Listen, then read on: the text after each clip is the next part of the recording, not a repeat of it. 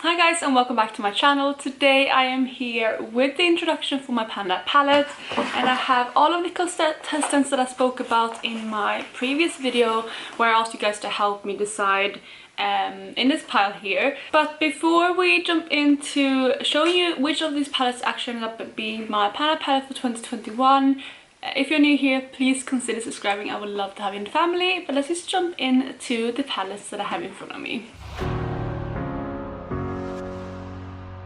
So if you guys remember, I have these 5 palettes right here, which I spoke about in that video. 4 of them are from Urban Decay, and then I have the Modern Renaissance as well. I'm actually going to start mentioning the Modern Renaissance because I did mention in that video already that I didn't really feel like I was ready to pan this, and obviously this is what it looks like. I have a few pans in this already from different projects and just using it overall. So it's looking a little bit used already, but I am not going to pan this for 2021. There was actually an overwhelming response of people saying, please don't pan the Modern Renaissance, I'm tired of seeing it. And if you were one of those people who were excited to see me pan this, unfortunately I won't do that this year.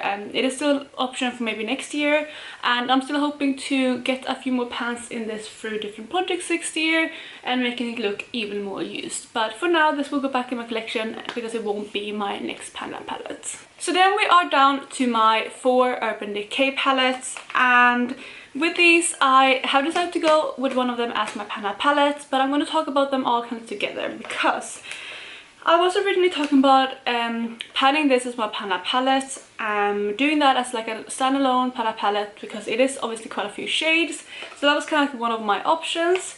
The other option was to pan these two together, doing basically mainly the shades that I enjoy, which is kind of the first half in both of the palettes, and the naked palette looks like this. So that was kind of the second option, was to pan these two together.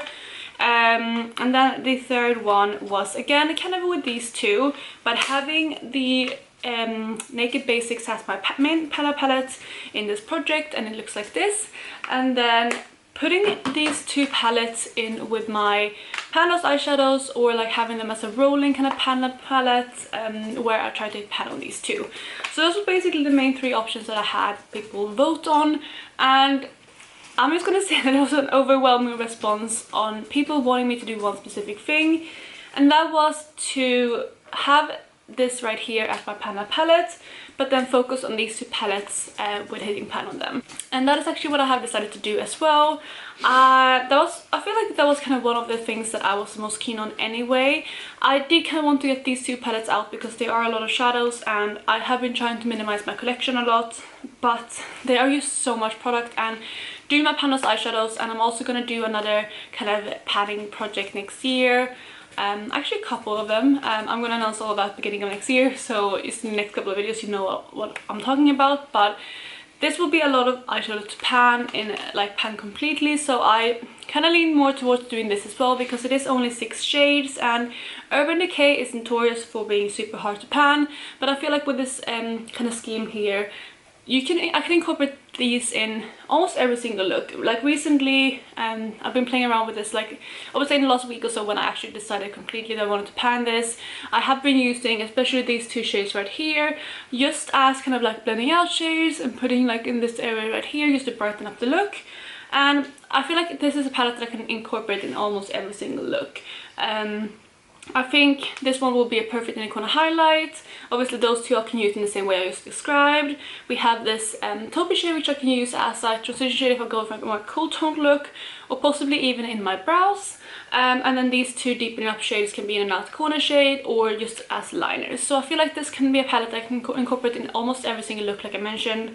So that would be quite a good option for me, especially with all of the different panning projects that I have coming up.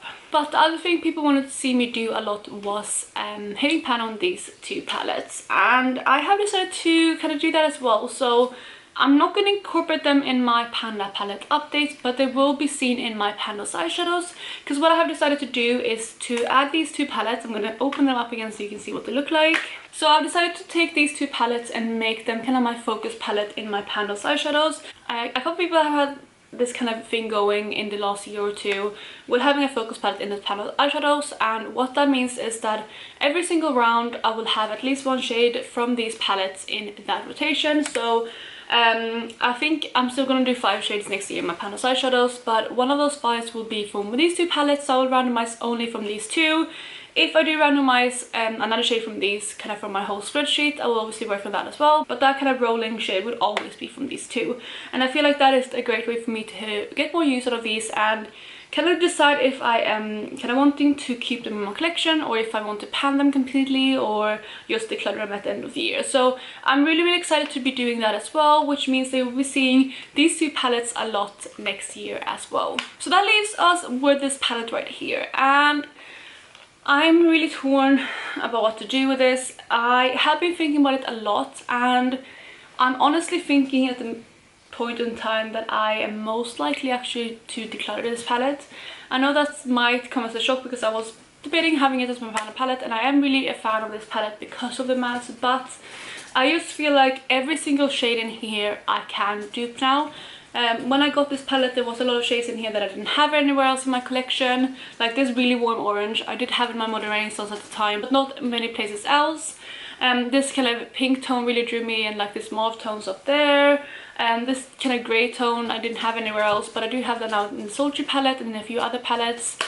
So I just feel like this is a bit of a redundant palette in my collection, and I felt like it would be a good palette because it is all matte and I can incorporate other shimmers if I want to, but I just don't foresee myself reaching for this over, for example, panning one of these 2 next year, if that makes sense. So I am pretty sure I'm gonna declutter this and hand it to my mom or to a friend, because I have one pan in this due to my panel eyeshadows, but other than that, this palette is pretty much untouched, and I'd rather give this away before it gets too old and too kind of beaten up. So I think that's what I'm going to do with this one. And yeah, the other 3 Urban Decay palettes will be featured in my next year's Panda palette and Panda's eyeshadows. So that is basically what I'm going to do with this video. I'm going to talk a bit more about this palette because I'm going to give you a nice close-up. I'm obviously going to take pictures as well just to show you my starting point, but this is what the palette looks like. There isn't much use in this palette. There is a little bit of dip in, especially this yellowy light shade right here, because I have been using it over the last week, and obviously a little bit before as well. It's not an untouched palette by any means, but there's not any particular like massive dips or anything, so it will definitely take some time to hit pan on this. So when it comes to this, I think my goal for the first month will just be to get to know the palette a bit. I'm not sure I will actually be able to hit pan on anything, and that's why I want to set that goal. I kind of want to use every single shade, I want to say 5 times, just so I can get to know the palette and see which ways I like to use each shade. So I think that's just going to be my goal for the first month, is to use every single shade at least 5 times, just so I can get a feel of this palette and see how I want to approach it in the months coming up. But there you guys was all for my introduction to my Panda palette 2021. I can't believe we're almost at the end of the year. I just have the video going up tomorrow. This should be going up on the 30th, which is also the day that I'm filming this. And then we are in 2021, which is insane, but I really hope you're having an amazing holiday period, and also hope you're having a good New Year's Eve tomorrow. And other than that, I really hope you're having an amazing day, and I'll talk to you in my next video. Bye guys.